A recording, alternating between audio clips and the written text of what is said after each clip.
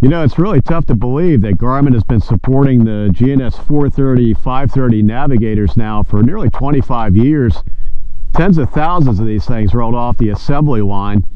So when Garmin issued a service advisory last year saying that some of the major components needed to support these units at the factory are near extinction, it's time to start thinking about upgrades. It really created a buzz of rumor, misinformation, and is it time to pull them from the panel, paint them yellow, and use them as wheel chalks? Well, for 99% of the owners, the answer is a hard no. I recently caught up with Garmin's Jim Alpiser for the full story on supportability of the 430, 530. There was a service advisory issued back in March of 2023 that basically said service parts are becoming scarce, and with over 25 years of support of the GNS product line, existing GNS users should start thinking about upgrades. So here we are about a year later. Where are we at with parts supply? Yeah, well, thanks for giving me the opportunity to talk about this. Obviously, the GNS 430 and 530 have been tremendously popular products out in the industry, and quite honestly, we continue to feel very strongly about supporting this product as long as possible. So that is one of the things that I wanted to kind of address head on is we're actually not discontinuing all support for this product.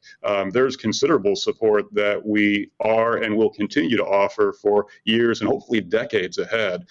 So there's some context of we want to make sure there's not a misconception that people won't be able to continue to use and operate their GNS 430s and 530s going forward.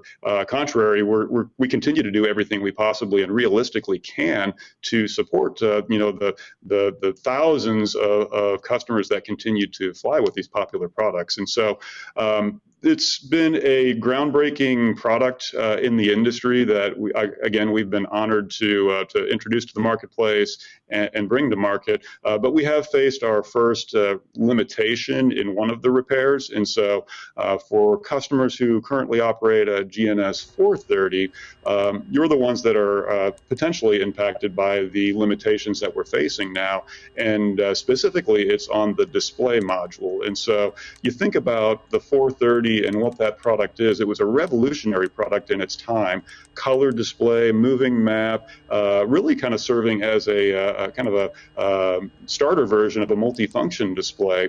And but the reality is that display has 8 colors, and the display technology behind that product is such that there's not a realistic way for that thing to be retooled without it being a kind of a completely new product. But we continue to make investments, even in the 430 and 530, that if we're able to get alternative parts and it's not a major project for us to continue to offer repairs and serviceability, we absolutely are continuing to do that. We invest considerable resources, both from an engineering standpoint, but also from a material standpoint, to continue to offer repair support for these products as long as reasonably possible.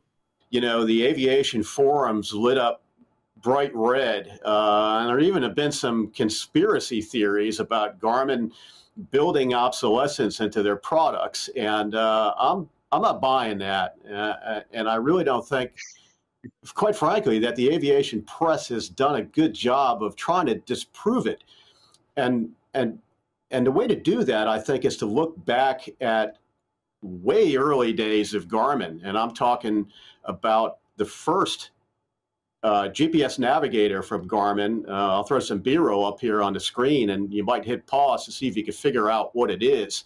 You know, as a young whippersnapper avionics guy back in the early 90s that watched transition from ground-based Loran-C to GPS, the first Garmin product that I remember, correct me if I'm wrong, was this one. It was a GPS 100.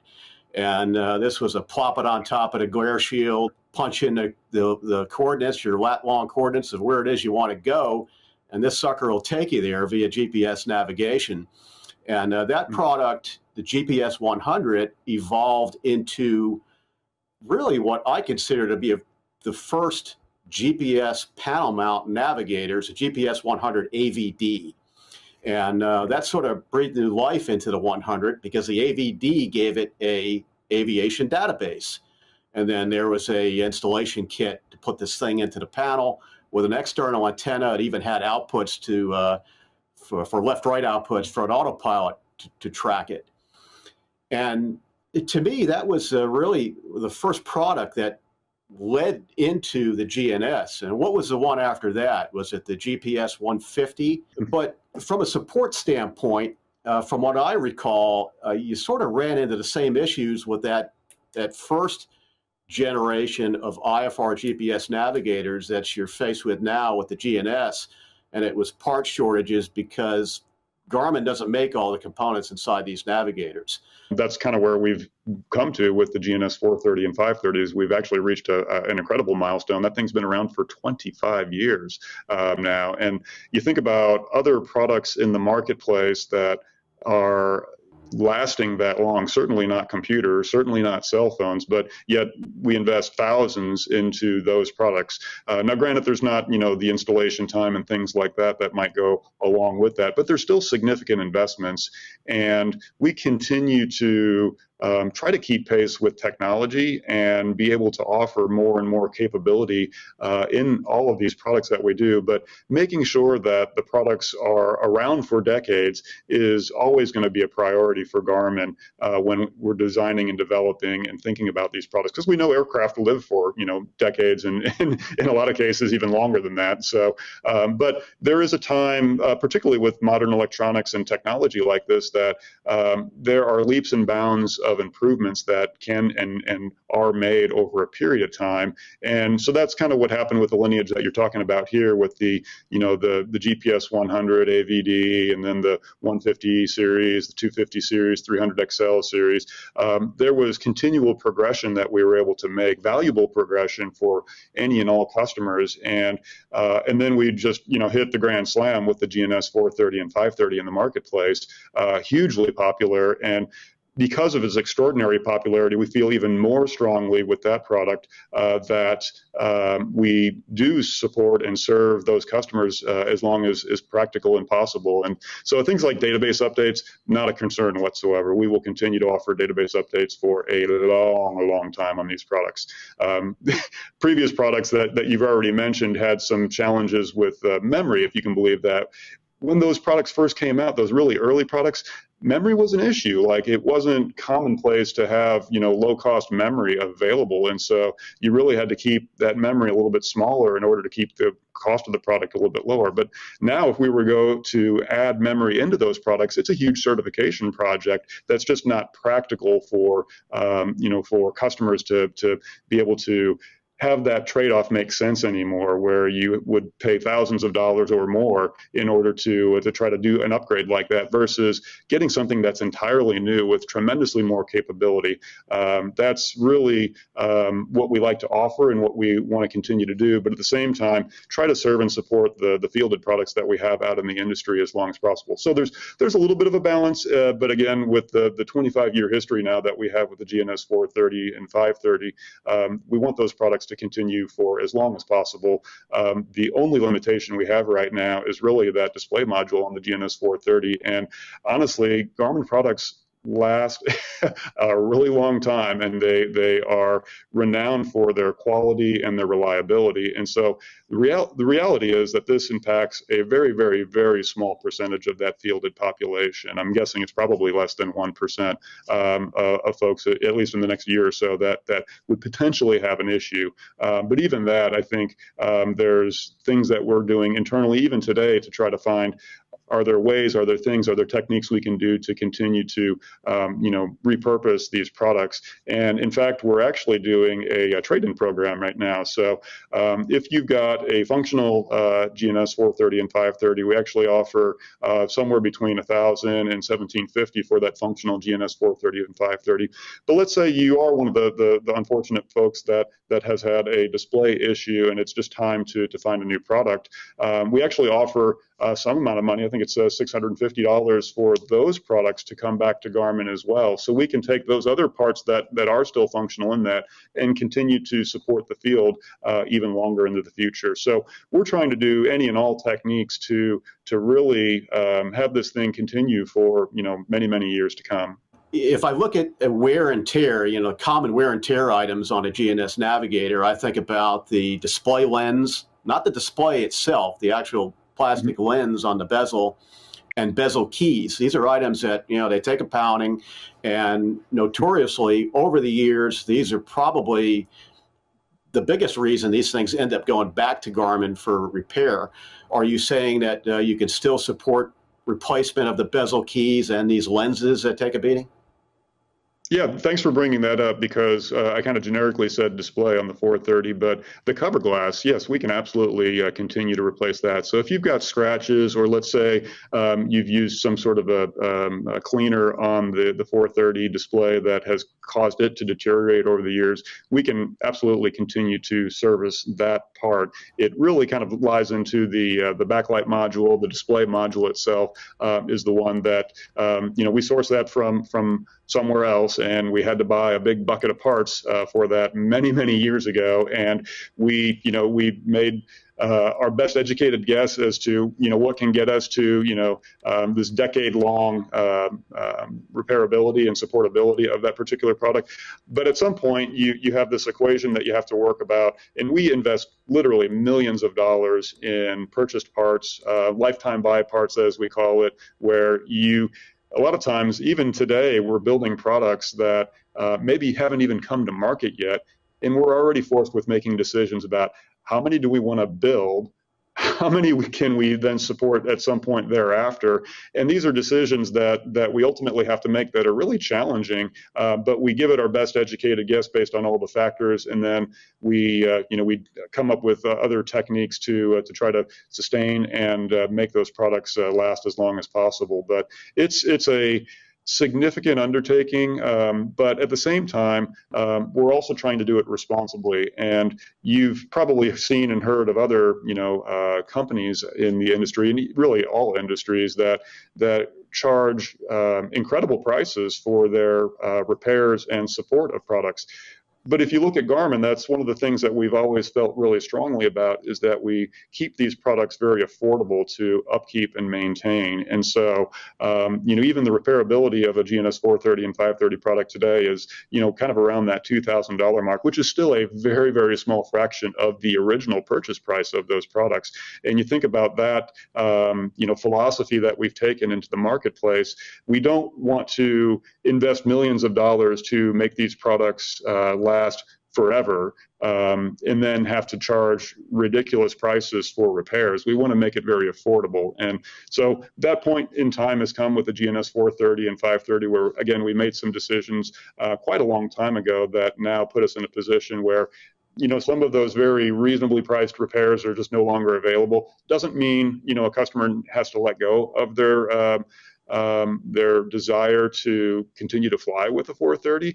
They are going to continue to be a lot of fielded 430s out there. And so if you really wanted to continue to fly behind that product, there's a bunch of used 430s that are still available in the marketplace today. We offered that WAS upgrade for all existing owners and operators of 430s and 530s. And that's just not something that you see very often in the marketplace, where you can send back a product, get some pretty major hardware upgrades built inside of the product at a very reasonable price, and then get all this tremendous capability. And so it was a product that had a lot of long legs and, huge popularity and tremendous capability. So another question that's come up is, if you send a GNS product back to Garmin and it can't be repaired for whatever reason, maybe it does have a bad display, there's a $500 flat rate repair fee involved, or a handling fee. Is that what it's called? What's that about? Yeah, for 430 customers, if you have a unit that has an issue, there is a $500 assessment fee that basically allows us to bring the product in, allows us to kind of make sure that we can get it back up to our specifications. If we're not able to do that, i.e. if that display module has an issue that doesn't allow us to continue to do any service to that product, there is a kind of a $500 assessment fee for that. Now, if you take that product and say, appreciate that, Garmin, that you can't do anything with this. If you want that product back, that's part of what that $500 is. It's that handling and then the return of that product back to the aircraft owner. Granted, it's not going to be worth much to them at that juncture because it's got a problem and it's effectively not airworthy. But we do waive that fee if Garmin basically retains that non-functional unit, and then if the customer chooses to invest in a product like the GTN 650XI or 750XI, or even our popular 2-inch line of navigators and GPS comm products, they can apply that $650 that I mentioned to you, which is basically Garmin's now giving you money back towards the purchase of another solution that would work for your aircraft. If you do have a 430 or 530 that has a healthy display, and you want to send it back to Garmin, maybe it needs new bezel keys or a lens, what's the flat rate repair cost structure look like on that? But if we are able to service your unit, we're not taking that assessment fee and then tacking on the flat rate repair charge. It's just the flat rate repair charge. So the assessment fee is really only if you've got a non-functional unit. And then for those customers that have products that we can continue to service, both in the 430 and 530, those repair rates start right around $2,000. What is the replacement product that can really satisfy everybody? And I'm talking about the VFR pilot, the IFR pilot, somebody right smack in the middle that does a little bit of both. Is it the GTN 650 or is it the new slimline navigators? Yeah, so the good news is Garmin has options for customers to consider as it relates to what kind of capabilities and what kind of integration that they might want. But the most direct replacement product for the GNS 430 is going to be the newest GTN 650XI. It's actually the second generation GTN that's on the market now. So there's some confidence that, hey, Garmin's already taken an additional step to making advancements in the capabilities of this product. Now, when we came out with the GTN 650, one of the things that product introduced was what we called HSDB, and that's high-speed data bus. And that basically allows our product to communicate a lot of information in the Garmin family of products that are in the aircraft. And so it's been a really nice harmony and synergy for customers who invest in Garmin solutions. We're able to add even more and more capabilities to that entire ecosystem the more you invest in our product line based on that high-speed data bus and that data sharing that we do. That's capability that did not exist and does not exist in the GNS 430 and 530. So again, the most direct replacement for the 430 is the GTN 650XI, but it gives you so much more incredible capability. Things like database concierge, where you're able to basically automate your database update process through our newest PlaneSync technology that we just introduced last year, but also through your iPad through one of our FlightStream data cards as well. It also gives you the ability to have things like safe taxiway diagrams that are integrated and threaded as part of your moving map display. And as you're taxiing around, you see exactly where you're at on this moving map display. So for when you're in those times when you're operating, whether it's on a regular basis or on an occasional basis where you're going into a bigger and busier airport, it's invaluable situational awareness. The one that I'm probably most proud of that we've added from a safety enhancing capability is our Smart Glide capability. And that is really with the hit of a button, your GTN 650XI kind of quickly reconfigures itself to help you find that nearest airport. It nominates your frequency for that airport that is found if it's within gliding range. It immediately tells you whether or not you've got an airport that's a glidable solution for you in the case of an engine failure or an issue.